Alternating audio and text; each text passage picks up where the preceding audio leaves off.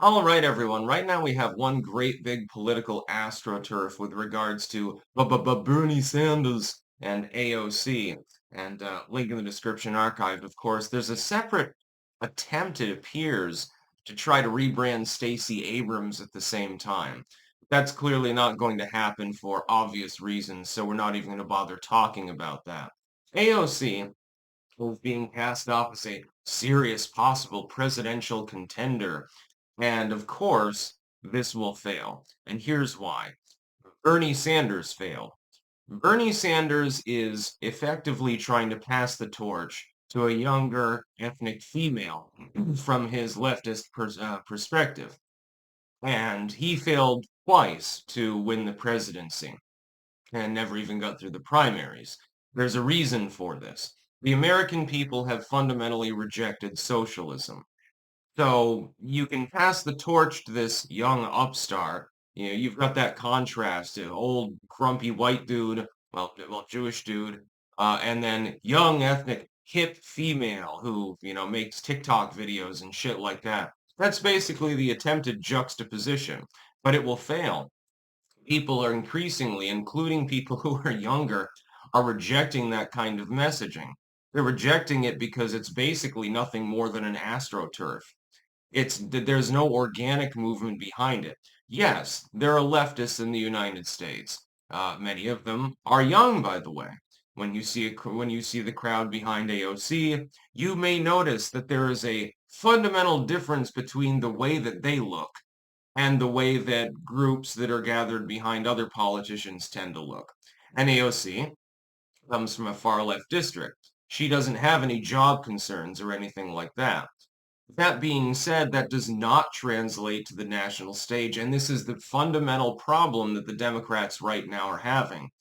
The sort of things that work at the local level in areas that are considerably metropolitan and left-leaning and so forth. So like the squad sort of thing, they don't translate to a national stage. Hell, at this point, neoliberalism doesn't really translate to the national stage. What you run the risk of by absorbing the left, and there are liberal commentators, by the way, who are warning about this and saying, look, you need to basically have a party schism, otherwise, you have no proper messaging at all. We can't do the DEI thing anymore because quite clearly it's not working. That doesn't translate to the federal level. So let's say it would be the same thing as, let's say, some hayseed senator from Wyoming. And I don't mean to insult Wyomings, by the way. That's not my intent. I'm trying to give an example. Let's say that they're from a rural area, they're they're quite religious, they love guns and stuff like that. They love and I agree with some of these things, by the way, lower taxes and plenty of guns and shit like that. That sounds good to me. But let's say that they try to extrapolate that onto the federal stage. So they're no longer running in Wyoming, they're running in all 50 states. Well, in some states, that ain't going to work. And some of those are competitive, they're swing states. The same is true of people like AOC.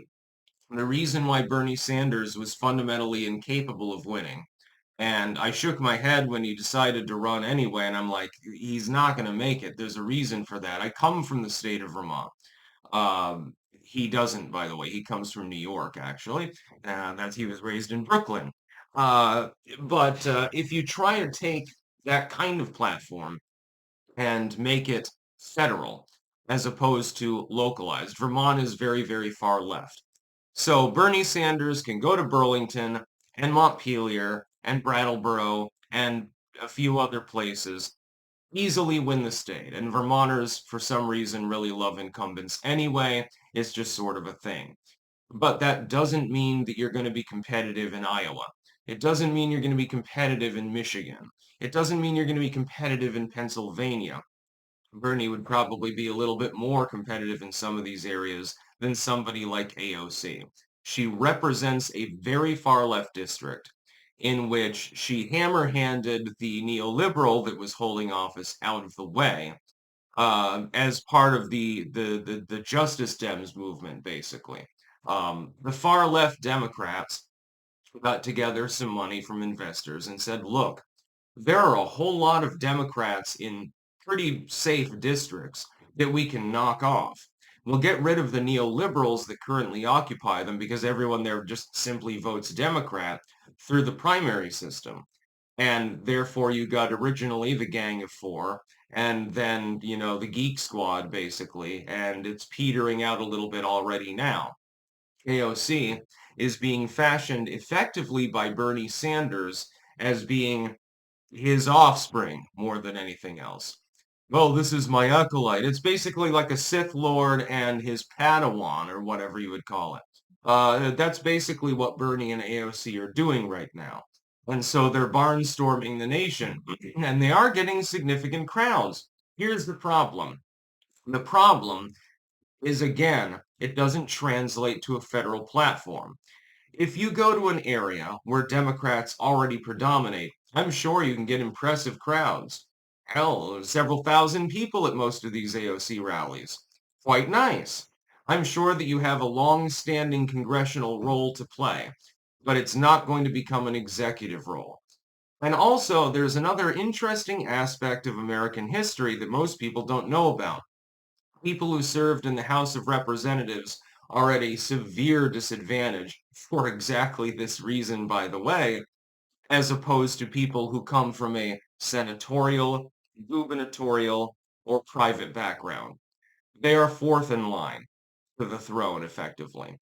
People from the House of Representatives very rarely end up acceding to executive power. Most often it's a governor. That's the most likely. Second most often is a senator, and third most often it's someone like Donald Trump who simply has business or legal experience or something like that. Maybe wasn't even in politics to begin with. The House of Representatives does not spawn presidents very readily, and that's because of the districting system. Well, you won your district. How did you win your district? By going further to the left or the right of your opponent, generally speaking. So unless you want to snap back and act like a hypocrite and temper yourself, it's going to be rather difficult to translate that to a federal platform. So you're between a cock and a hard place, basically. You either appease your base, and then this requires consistency. Okay, so, again, you were further left or further right than your opponent perceivedly. Or you move to the center, and all of a sudden, your constituents consider you a sellout. So it's very, very difficult for people at the representative level to end up in executive politics at all. Well, even the governor's slot in some cases. It rarely happens. Then you've got, again, another problem, Bernie Sanders, namely. Having failed several times and having disgraced himself, Bernie Sanders is effectively dead weight. Can he pull in a crowd? Yes. Who is that crowd? People that are going to vote for the Democrat anyway. You think that other than a handful of hecklers or someone who's just there because they are obsessed with politics and want to see him rant, do you think that anyone who's potentially going to vote for the ticket is actually going there, who hasn't already made up their mind? Probably not. And so that's the problem of that kind of politicking.